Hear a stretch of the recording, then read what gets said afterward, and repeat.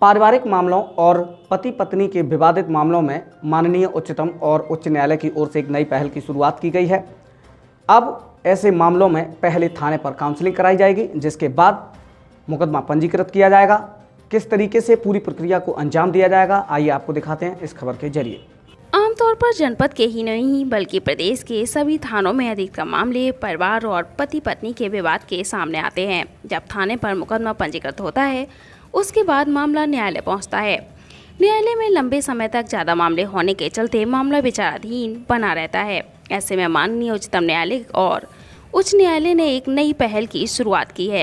एक नई टीम का गठन किया है, जिसमें माननीय उच्चतम और उच्च न्यायालय की ओर से प्रदेश के सभी जनपद के न्यायाधीशों को नई पहल के तहत निर्देशित किया गया है। और माननीय उच्चतम और उच्च न्यायालय के निर्देश के बाद जनपद के न्यायाधीशों द्वारा सभी थानों के थानाध्यक्षों को निर्देशित किया गया कि परिवार के विवाद या पति पत्नी के विवाद से जुड़ा कोई भी मामला आएगा तो उसकी जानकारी जनपद के न्याय विभाग को दी जाएगी। न्याय विभाग की ओर से सभी थानों पर पैरा वॉलंटियर की ड्यूटी लगाई जाएगी, जो थाने में पहुंचकर ऐसे मामलों में थाने पर ही सुनवाई करेंगे और दोनों पक्षों में आपसी सहमति बनाने का पूरा प्रयास करेंगे। न्यायालय में कई ऐसे मामले आए हैं जिनमें बहुत मामूली विवाद था। जो विवाद सिर्फ काउंसलिंग के जरिए शांत हो सकता था, उस विवाद में मुकदमा पंजीकृत हुआ और विवाद न्यायालय में लंबे समय तक विचाराधीन रहा, जिसको देखते हुए इस तरीके की नई पहल की गई है। अब ऐसे किसी भी मामले पर सबसे पहले थाने पर ही दोनों पक्षों में पैरा वॉलंटियर की ओर से काउंसलिंग कराई जाएगी। अगर काउंसलिंग के बाद भी समझौता नहीं होता है, तब थानाध्यक्ष को मुकदमा पंजीकृत करने के लिए निर्देशित किया जाएगा। एक नई पहल की जानकारी देते हुए अपर जिला जज सिविल वर्ग नम्रता सिंह ने क्या कुछ बताया, यह जरा आप भी सुनिए।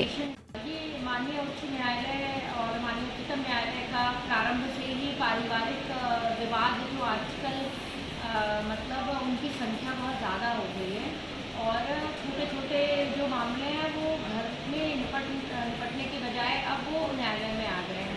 तो उस पर हमारी उच्चतम न्यायालय, माननीय उच्चतम न्यायालय और उच्च न्यायालय का यह निर्देश है कि इस तरह के मामले हम अपने प्री लिटिगेशन स्टेज पे उसे हम डिसाइड कर लें।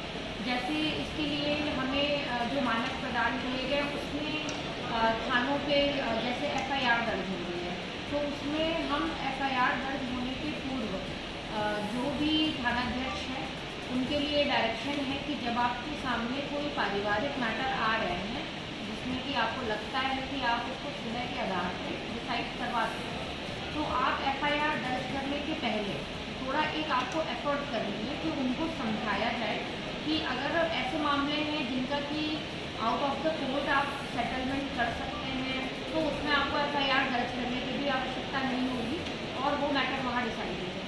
इसके लिए हमारे जनपद में जो पैरालीगल वॉलंटियर है, हम उनके माध्यम से थानों पे इनकी ड्यूटी लगाई जा रही है कि अगर ऐसे कोई मामले आ रहे हैं तो आप उसका संज्ञान लें और उसको उस थानाध्यक्ष के समक्ष प्रस्तुत करें कि इनके बीच में संभावना हो सकती है।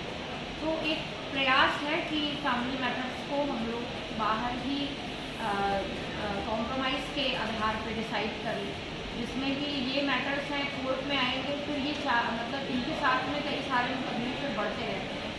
तो ये मुकदमे यही है कि ये बढ़ते रहेंगे, तो इनको कम करने के लिए कि हम इनको सेटलमेंट के आधार पर डिसाइड करें।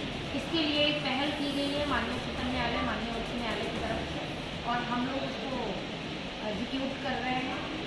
यही उम्मीद है कि आगे सफलता मिलेगी।